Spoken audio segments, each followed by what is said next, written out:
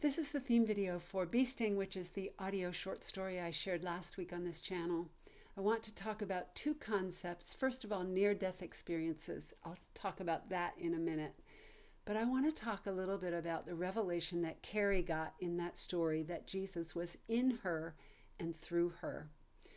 When we accept Jesus as our Savior and we are born again, we are born of the Spirit. It says in the Word that God fills all things everywhere. And so when Jesus went to heaven, the atmosphere of heaven is God.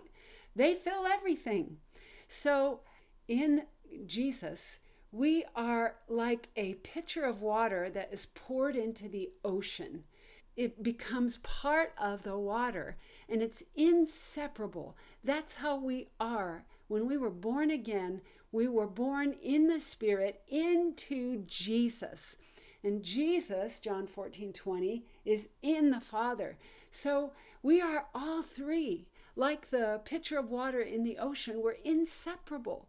We cannot be separated from Father and from Jesus. It's impossible. You couldn't take that pitcher of water and separate it from the ocean. Just like you cannot take us as born-again believers and separate us from Jesus or from the Father. It's impossible. How do we live on the earth and allow that reality that we are in Jesus, we're immersed in that ocean? How do we walk that out? For the longest time before this revelation, I thought, okay, Jesus lives in my heart. The rest of me messes up and sins, and it's like there's this black panel over here that represents sin. And one day God said to me, no, you are in me, you're immersed in me, you are in that ocean, and I am in you. You are a spiritual being in me, and I am a spiritual being that fills you.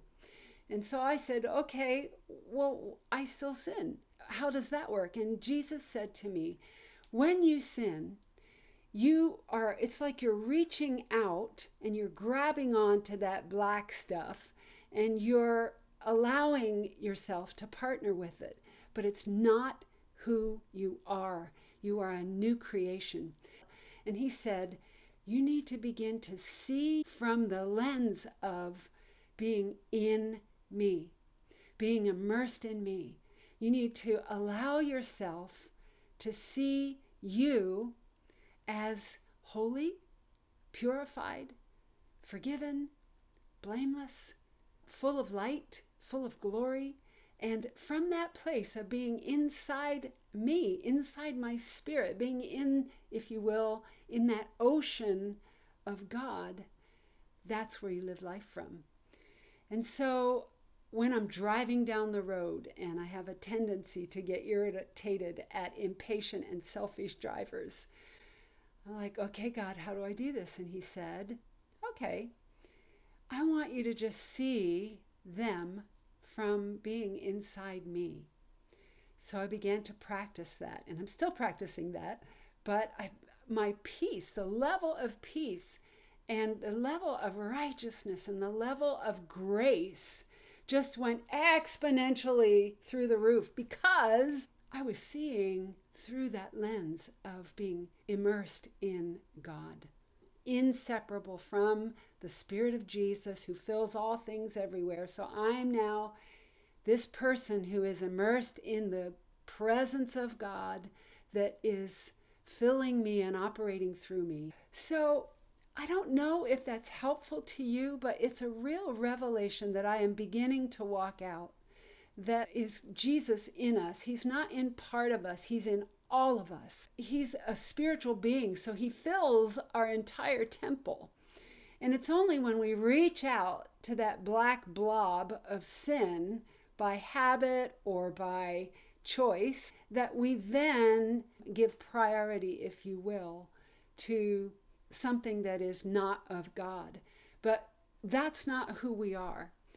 So allow God to minister that to you. A few scriptures, I'll share them on the page. Those are 4 scriptures that speak about that, and there are many more. If that made sense to you, go ahead and begin to see yourself as inseparable from the Spirit of the living God who fills all things everywhere, and as Jesus filling your temple, and pull into that reality and live from that place. And that will enable the reality of being seated in the heavenly places to become a daily walking out in your life. Okay, the second thing, briefly, is this book called Imagine Heaven by John Burke, who is actually a pastor in Austin, Texas. He spent 15 years researching near-death experiences, and this is that book.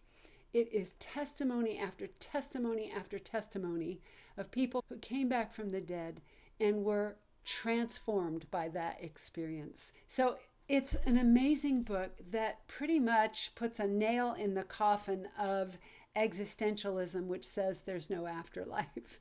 He's a really good writer, and it's well laid out. And he also shares scriptural references about the afterlife and about heaven in that book. So I encourage, if you haven't read that, it's a really, really good book for anyone. So I have actually met people who have had near-death experiences. According to John Burke, who is the author of this book, 1 in 25 Americans have had a near-death experience. Blessings to you. I'll see you next week when I share the part 1 of a 2-part story called The Honest Confession of Elias Callahan, and it's a cowboy story set in 1866 in America. Blessings to your week and grace to you.